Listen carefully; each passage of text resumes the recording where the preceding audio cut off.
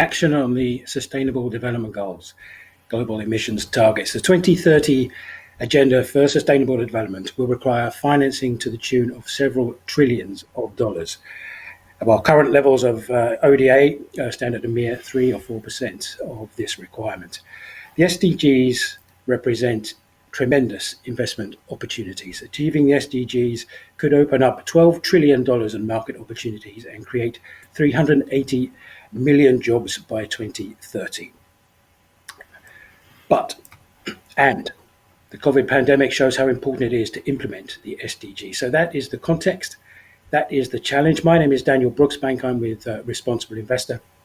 And we have three expert speakers here to go through some of these challenges, outline some of the opportunities for everyone. Shola David Borja, CEO of Africa Regions at Standard Bank. Shola, great to see you. Clara Barbie, CEO of the Impact Management Project, and Corey Pretorius, Deputy Director at the UNEP World Conservation Monitoring Center. The opening question to all three of you, I'm going to frame it like this. The Decade of Action calls for accelerating sustainable solutions to all the world's biggest challenges, ranging from poverty and gender to climate change, inequality, and closing the finance gap. How do you see us achieving these goals, and what are the key accelerators and enablers for this? Can I just start with you, Shola, please? Yeah, thank you, Daniel. We have to build momentum. There are now more than 170 banks signed up to the principles for responsible banking, and we do need to add more banks, bring more banks on board. But more importantly, we need to ensure that every action that each individual bank takes is aligned to the SDGs so that we can together deliver a net positive impact. Because it is by individually and collectively embedding these principles into our business strategy, into our day-to-day operations, making sure that performance metrics are built into our employees' KRAs, and then also tracking and reporting on them, that I believe we can make meaningful progress. For example, Standard Bank has recently developed a sustainable bond framework that allows the issuance of both green bonds and social bonds. We've also established a sustainable finance unit, which helps to develop sustainable finance solutions with our clients. So we've issued East Africa's first green bond for green certified student accommodation. We also arranged Africa's first ESG linked funding arrangement in South Africa for the Kuru schools. So these principles do set a global benchmark that enables the banks to translate their commitments to real actions. And that gives us a better chance for achieving the SDGs. Thank you. Thanks, Shola. Corey, can I put that question to you? How are we going to achieve the goals we've set ourselves?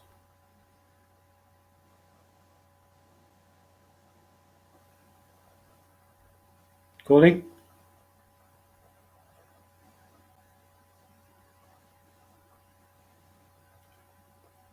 Corey, can I put that question to you? How are we going to achieve the goals we have set ourselves?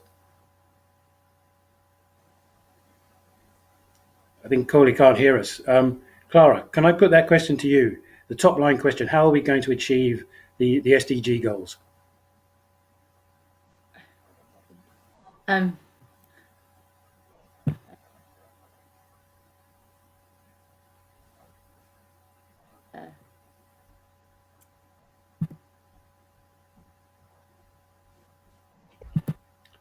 Corey, are you there?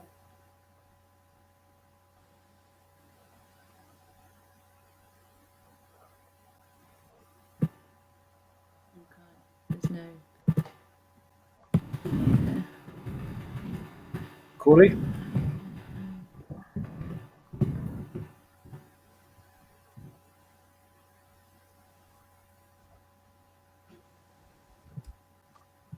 and unmute. Can you hear me now? Yes, I can. Yes. Wonderful. Yeah. Little technical All right. hitch there. So Corley, the question that I put to Shola and I'm going to put to you is, how are we going to achieve the goals? I mean, we've got these huge challenges, but what are the key drivers for how we're going to achieve the goals? Thank you very much, Daniel. And I think it's important to first recognize that nature offers at least 1/3 of the solution to our climate crisis and to deliver on the development goals in the decade of action. To achieve a 1.5 degree world with the carbon capture and storage technology we have today, we need a massive reforestation effort and investments in nature-based solutions. So as you know, addressing and achieving the Paris Agreement is critical to achieving the SDGs. Secondly, the COVID-19 pandemic and the associated policy responses have highlighted the importance of better understanding the nexus and the linkages between biodiversity and health, biodiversity and our economy, and understand how can we harness these integrated policy responses to address such global challenges. The current economic stimulus responses provide both challenges and opportunity for biodiversity financing. There are challenges in terms of reprioritization exercises due to increasingly scarce public funds, and there are opportunities in terms of widely agreed need to build back better. The policy actions we're seeking need to minimize the challenges and maximize the opportunities to achieve the goals. Thirdly, there's a strong socioeconomic case for increasing investment in biodiversity conservation, sustainable and use and restoration, really underpinning the delivery of the SDGs. The most comprehensive global estimates puts the value of ecosystems at between $125 and $140 trillion per year. This is greater than 1.5 times the value of global GDP. And if we consider the continuing degradation of nature, the cost of inaction is high and are likely to increase over time. Fourthly, we are busy with a global process to create the post-20 global biodiversity framework. And while the framework is going to focus on improving the state of biodiversity and reverse trends in biodiversity loss, it is also designed to support the delivery of goods and services to people and economies, and to ensure human well-being and the achievement of this development agenda and the SDGs. And then finally, just you spoke about the financing gap. We know the financing gap to achieve the SDGs in the developing countries is around $2.5 to $3 trillion per year. And it's a lot of money. And there are multiple billions in the estimates to achieve the global biodiversity framework that's being considered at the moment. But it's important to understand that these investments can be mutually reinforcing. So if you have a healthy environment, you can also build on food security and alleviate poverty, and these achieve a multiple of goals. And this is really true in the low-income countries, which have the highest potential to gain the most and are the ones in greatest need of investment. It is useful to point out, however, that scenario-specific results show that economic opportunities are associated with more sustainable and biodiversity positive pathways. And in fact, if we do not address biodiversity loss and the degradation of nature, that the financial needs to achieve development goals might be much higher in a business as usual scenario. Thank you. Thank you so much. Can I put that question, the same top line question to you, Clara? How do we achieve the goals? What are the drivers for achieving the SDGs? Yeah, that's you. You're on mute, I think. I know. But we can hear you.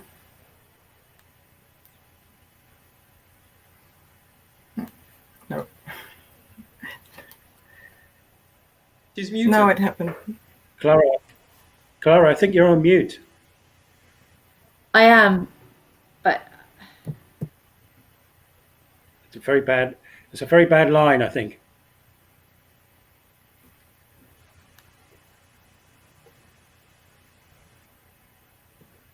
Clara, can you hear us? And can you just answer the question, the top line drivers for the SDGs?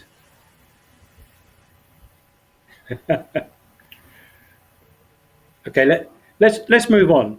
Let's move on. Corley, I want to put another question to you, if I may. Biodiversity. With the latest UN Biodiversity Summit seeing a further groundswelling of political commitment to the topic as they move towards the adoption of a post-2020 biodiversity framework. How can financial institutions capitalize on this trend? And what is the work that you're doing to help them on their journey? Corley. To address nature risk, the finance sector can build on lessons learned from the climate risk and green finance areas. It's imperative to reduce the risk to exposure and to set biodiversity targets. So that's some of the things that the financial sector can do. But setting targets, of course, is not going to bring the change. Financial institutions should do that introspection, if you like, and should assess their risks, establish monitoring and evaluation frameworks, change their finance activities. It's really important to redirect finance flows to get nature positive outcomes and report on the progress made. But we appreciate that the finance sector should be enabled and then ultimately required to account for dependencies, impacts, risks associated with biodiversity loss. And you will pick up that I'm not only talking about it, I'm also talking about dependencies. And this is really sort of a key paradigm shift that's coming out with the rate and the extent of biodiversity loss that we're experiencing at the moment. An increasing number of tools are being released to help financial institutions to set and achieve their targets. These include the Encore tool, developed by the Natural Capital Finance Alliance in partnership with UNEP WCMC, which helps financial institutions to better understand their impacts and dependencies on nature and integrate natural capital risks into their activities. Importantly, the Encore tool also helps to understand location-specific natural capital risks because these vary depending on where you operate. And it released initial guidance, enabled decision makers to start setting these biodiversity targets, and as I said, redirect capital flows. There's also the newly launched biodiversity guidance to the Natural Capital Protocol, developed by the Capitals Coalition and the Cambridge Conservation Initiative, which helps business and financial institutions to better incorporate biodiversity into natural capital assessments and decision making. Recently, the World Bank proposed 5 big ideas to drive the growth in biodiversity financing, including that development banks should become cornerstone investors for biodiversity projects. So their 5 big ideas are environmental fiscal reforms, national data provision and planning, establishing a task force on nature-related financial disclosure, establishing a Nature Action 100, similar to the Climate Action 100 Plus, and providing catalytic capital. UNEP WCMC is actively supporting 2 of these streams. The first is on data.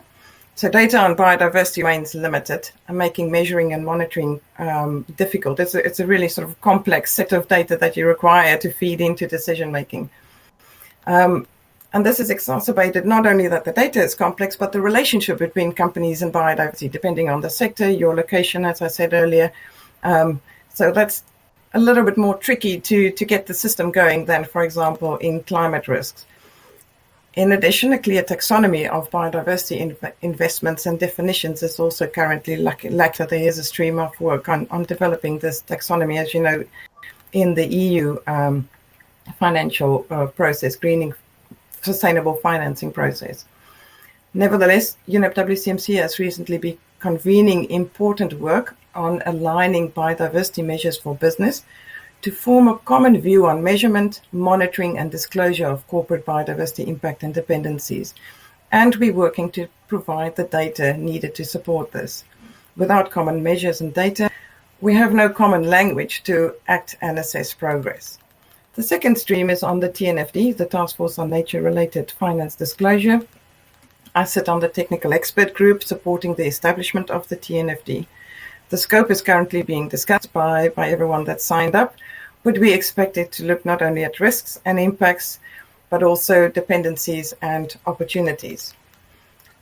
Currently, more than 2/3 of the 78 to 91 billion annual biodiversity finance is provided by the public sector. And the private financial sector's role in there has been quite niche. We are hoping that the TNFD will provide that support and the awareness raising to encourage development of new financing mechanisms to bring private capital also into these biodiversity investments. In parallel, we're supporting governments to work with them to see how we can integrate biodiversity criteria into financial sector decision-making by, for example, adopting natural capital accounting approaches and providing the relevant data as a public good to really underpin and support decision-making. Governments can also mobilize private investment for biodiversity by including a role for the private financial institutions and private financial actors in their national biodiversity strategies and action plans, which is a pillar for the implementation of the global biodiversity framework. There are opportunities here for private finance. Pioneering firms are adapting their activities in line with the global biodiversity framework and could have a competitive advantage in being in front of the curve. There's a lot of focus on SDG 15, on terrestrial ecosystems, but there's also a need to invest in SDG 14, life underwater or the marine realm, and these are some of the most underfunded goals. So I would really encourage everyone to look at opportunities there on how we can also create new financial instruments, say around blended finance opportunities, such as the recently launched Global Fund for Coral Reefs. Thank you.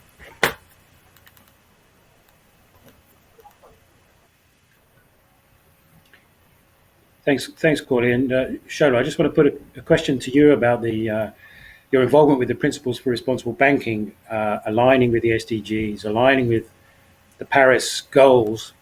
What does that look like for you in practice? What does that actually mean?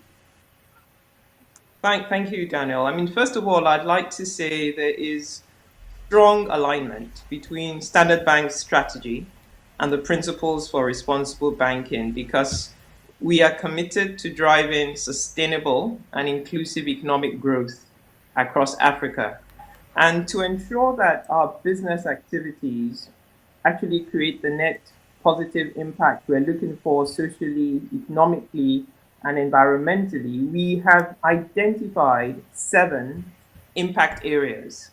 And these impact areas are informed by the SDGs, and they're also directly relevant to our core business. They include financial inclusion, climate change and environmental sustainability, jobs and enterprise development, education and skills development, infrastructure, which is so critical given the infrastructure gap we have in Africa, health, and African trade and investment. And we know that the Africa Continental Free Trade Agreement comes into effect in January 2021. So we're committed to tracking and reporting on these 7 impact areas. An example of one of the initiatives under these areas is our partnership with the UN Women on climate smart agriculture. Standard Bank and UN Women have partnered to empower at least 50,000 women farmers in a pilot program in 4 countries. That's in Malawi, in Uganda, in Nigeria, and South Africa. And it is by using modern farming techniques that will increase productivity and also increase the incomes of the women farmers. And at the same time, these techniques combat climate change. And we provided funding of up to $3 million, as well as ongoing support through financial literacy and other capacity building programs. And we believe that this initiative is scalable. It's going to help us make meaningful progress in empowering women farmers in Africa. Another thing we are focused on is developing our climate-related risk approach, which is in alignment with the guidelines of the Task Force on Climate-Related Financial Disclosures. And we're hoping to publish that before the end of this year. And what we have done is, to make sure that we communicate these actions, these projects, So our report to society, which is published annually, updates all the activities in these impact areas. We also have an ESG report, which does provide an overview of the processes and the governance structures we have in place. So we are making progress in terms of meeting the SDGs, and these are articulated through the 7 impact areas that have been identified. Thank you. Thanks, Charlotte. And Clara, I can see you. Can you hear me, We Daniel? can hear you. That's wonderful. It shows that I'm on mute on my side, Right. but I'm delighted that you can hear It does. me. It does. I'm so glad you can contribute. Can you tell us a little bit about your work at the Impact Management Project and what's involved there? Absolutely. And I want to connect it to what the other 2 participants, Shola and Corley, have spoken about, actually, to make this very real, because I observed in both of their comments the points made about we need frameworks for definition, we need data, we need metrics. And I think the single most important point I want to make in light of what they've said is that we absolutely do need those things. We can't determine progress toward the SDGs unless we understand how to measure progress. We literally can't have a clear conversation about it. And yet at the same time, we're at this incredible moment, I think, where all kinds of different disciplines and organizations are waking up to the idea that we have to have this as a common social construct. We can't keep having very, very siloed versions of how to understand and measure progress and then disclose. And those siloed versions have come about for really good reasons, right? Very deep pockets of expertise and communities trying to solve problems. But I would posit that we're at the moment now that we were at in the 1930s with financial accounting, when there was a lot of fragmentation. Now, interestingly, in this case, it's not fragmentation necessarily geographically, which was the case with financial accounting. In this case, it's fragmentation by discipline and by part of the value chain, in fact, part of the capital chain. Investors thinking about things differently to corporates, thinking about things differently to governments. And we need to come together urgently, to your opening question on how can we accelerate change, and try and make this as much as possible one conversation. So that as these new task forces and new initiatives get off the ground, there's connectivity very deliberately to the growing one conversation around corporate disclosure, for example. And so I just want to give an illustration of what's happening and how that connectivity could prove so fruitful. I think we're at a moment in time at the moment on standards.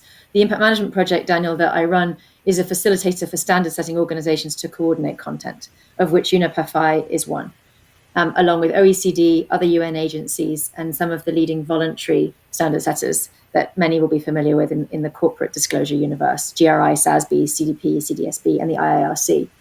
And what I think is very interesting about this moment in time is that you've got the theory of change of holding companies accountable from a stakeholder perspective, which is coming from consumers and governments and employees.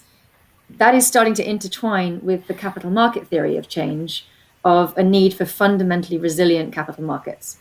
And there is, as a result of that, there is this moment in time we have in the next 12 months where you've not only got the European Commission and its leadership looking at both of those theories of change and looking at the role of government to drive that, you've also got the voluntary standard setting organizations saying, we know we need a common vision of what we're headed towards, and we know we need to, without vested interest, come together and figure that out. And that's colliding with the interest of the securities regulators globally. So you've got the IOSCO, the Securities Regulators Association, for the first time 2 weeks ago, came forward explicitly and said, we need to bring these strands together. They represent risk to capital markets. And the final thing that's happened in the last 2 weeks only is the interest of the IFRS Foundation itself for financial accounting standards in setting up a sustainability standards board and testing market interest in that. That's an incredible nexus of things happening at the same time. And so my closing comment, and I'm happy to get into a bit more detail later on, is how can we make sure that as all of these other different initiatives that are driving different aspects of the system, they're engaging with businesses on actual real decision making, or they're driving capital flows, how can we make sure that they connect into this hub of activity that's going on around the standards for disclosure? I think you're absolutely right. There is so much going on. That is my next question. What does collaboration look like between all the actors here? Can I just put that to everyone on the panel, really? I mean, Clara, to you first of all. Yeah. What does it look like? What's the best case, as it were, for that? So I think one of the most important things that needs to almost be a principle for collaboration is to establish what is it that different actors think needs to be public good versus where should the market compete. And if you look at, and I'll make that real in the standards universe because that's where I work at the moment. But if you look at that, what's increasingly clear is that there are certain aspects of the data ecosystem, to use Corley's framing in terms of data, should be public good.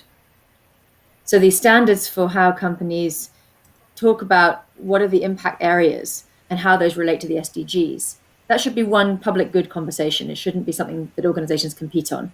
Likewise, the determination of, well, what information should these different corporates, but also investment instruments be disclosing that is material, both from a society's perspective and also from a capital market perspective. There should be agreement on that. It shouldn't be, again, a proprietary way of thinking. Through to the metrics, Daniel, where it's appropriate to have comparable metrics, that should be a public good. And then interestingly, and this is where I think I want to acknowledge Uniper FI's tools as well. What Uniper FI's tools have done from my perspective is bring to light the aspect of looking at country need data and seeing that as a public good, and connecting that country need data to those other elements I've listed should also be a public good. When Uniper FI did that and created practical tools that enabled that, for me, it triggered a very interesting observation, which is that actually where the line gets drawn on where companies and investment managers should be competing and being proprietary versus actually participating in one conversation about how to do this in a consistent way, it's further back than I had originally thought.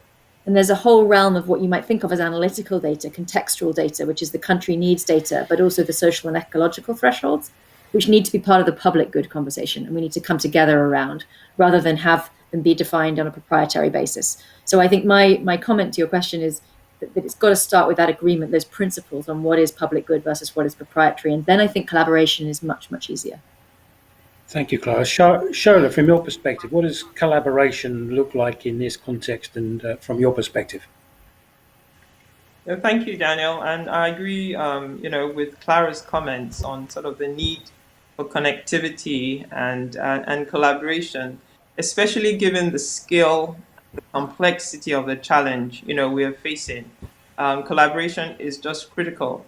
I mean, Standard Bank, we've been working with various global banks and peer working groups, and our experience, on the TCFD pilot, the PRB implementation working group, is just how critical it is to pool expertise and to leverage on each other's skills, because the reality is that it has ensured the emerging market banks have been able to contribute to the methodologies and standards that are being created, because context is extremely important, and setting standards without ensuring that you have context of what other regions are going through will result in a situation where you actually set standards and targets that are not achievable.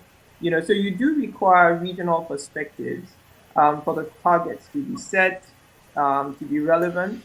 And some of the challenges always is, there isn't sufficient data coming out of Africa. It's difficult to get information, but I think that's why collaboration is so important, because then we've got to reach out to multilateral organizations. So UNEP FI has to reach out to the World Bank, to the IMF. They're sitting on tons of data, on all the emerging markets. Yeah.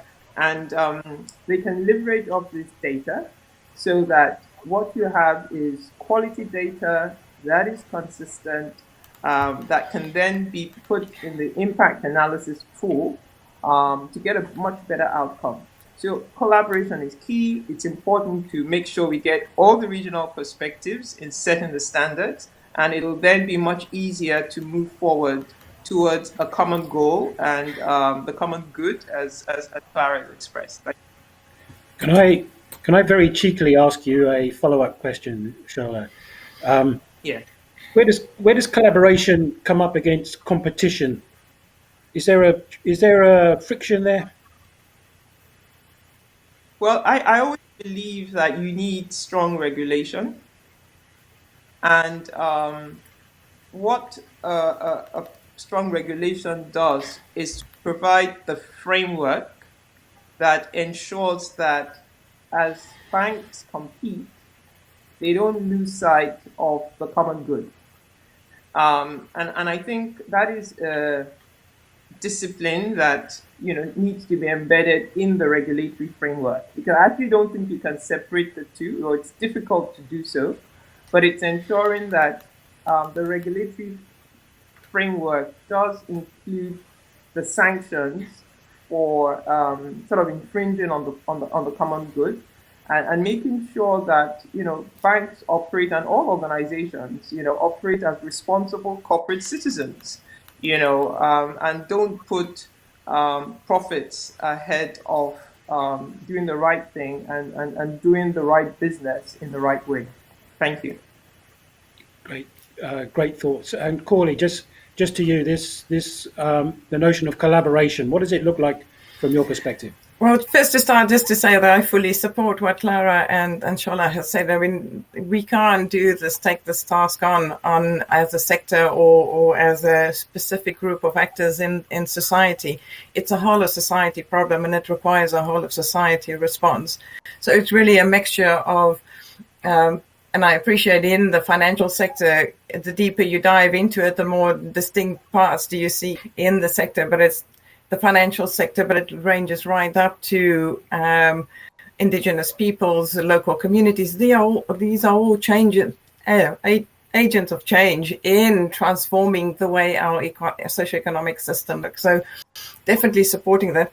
I also want to support what Shola said in terms of the regional level. I think one of the tactics to deal with the complexity is to take a regional lens, but at the same time we need to have that coalescence of coming together around standards and metrics at the global system, because our economies are so interconnected, our landscapes are so interconnected through the flows of goods and services. So we really need a global public good approach to solving this challenge.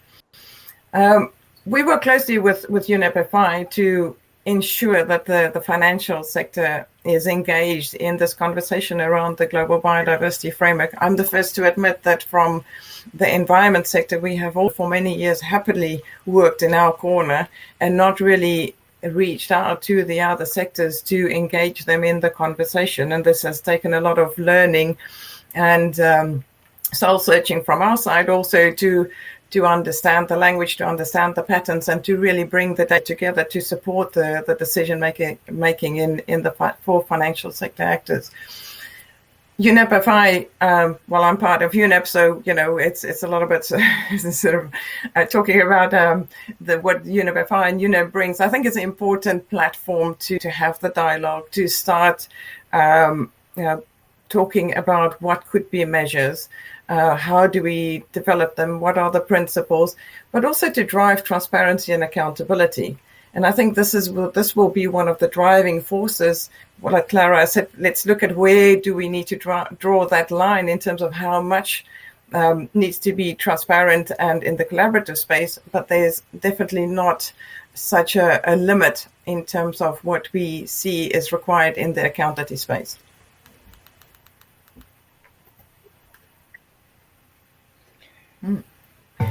Thank you so much. We are running out of time, and I'm going to ask each of our distinguished panelists to sum up in 1 minute, their thoughts, and kind of issue a call for the finance industry and stakeholders, how they can work together. So I'm going to put that first of all to you, Shola. The one lesson that we've learned from COVID-19 is that we are all interconnected. Yeah. And what happens in one region impacts the rest of the world. So the message I would like to leave is that as one interconnected global system, we have the ability to create a positive multiplier impact for every single action that we take. So we have to work together. We've got to hold each other accountable, and we must ensure that the ecosystems, our areas of influence, where we operate in, are all aligned to achieve SDG. Thank you. Great thoughts, Shola. Corley, to you, a final summing up from you. I would encourage the financial institutions to take the next step and recognize that climate and nature are twin crises and they need tackled together. So don't delay the process by talking about sequencing and we'll deal with climate now and nature later. These are really integrated challenges. Secondly, the finance sector has a pivotal role, as Shola has also said, in addressing and changing the outcomes that we will get by 2030. So play that role, step up to the responsibility and help us transition into a more sustainable socioeconomic system. We have the decade of action on sustainable development, the decade on ecosystem restoration. There's no limit on the opportunities that this decade will provide for all of us. Thank you. And your final summing up, Clara, over to you. Thank you, Daniel. So for investors specifically, I do think we need to increasingly have people be comfortable with the connectivity along the value chain, from impacts and dependencies leading to risks and opportunities, leading to material information for enterprise value creation, and recognizing that there is different language that different communities will use to describe that. But we mustn't be afraid of acknowledging just how connected that is. And actually, therefore, it is appropriate for investors to be speaking to NGOs because they understand different parts of that chain better than each other, but the chain is fundamentally connected. So we have to remove the fear and get better at using language that everyone understands. The second thing I just want to close with, Daniel, because we are in a conversation hosted by UNEP-FI, is a little bit of a question for the UN overall, actually, which is that I've described the significant progress we're seeing in terms of not just the standards content and a willingness to come together around that, but also the institutional arrangements for that. The move by the IFRS Foundation looking at their role from a capital market perspective, the European Commission, and then this very high level public interest oversight that is being looked at by IOSCO, by the securities regulators. The challenge I would put to the UN is it makes every sense that the securities regulators would question their role from an oversight, a public interest oversight perspective, vis-a-vis capital market sustainability issues and how that leads to resilience of capital markets. What is the role of the UN at that highest level of public interest oversight when we look at disclosures made by companies that are serving all stakeholders, not just capital markets? I think that is an increasingly important conversation and one that I hope the UN will really engage with in the next 12 months, as I feel the pressure is dialing up on that conversation. Thank you, Clara. Thank you, Clara. Great thoughts, all of you. Based on all your comments, I'm personally very optimistic about the next 10 years towards the 2030 agenda. There's lots of themes here that seem to be coalescing. There's a lot of good work being done. I'd like to thank all of our speakers, and I'd like to thank all of our viewers as well. And I'd like to take this opportunity to bring this session to a close. Thank you very much. Fantastic. Thank you very much. Thank you, Daniel. Thank you. Thank you. Yes, thank you, Daniel. Thank you, Daniel.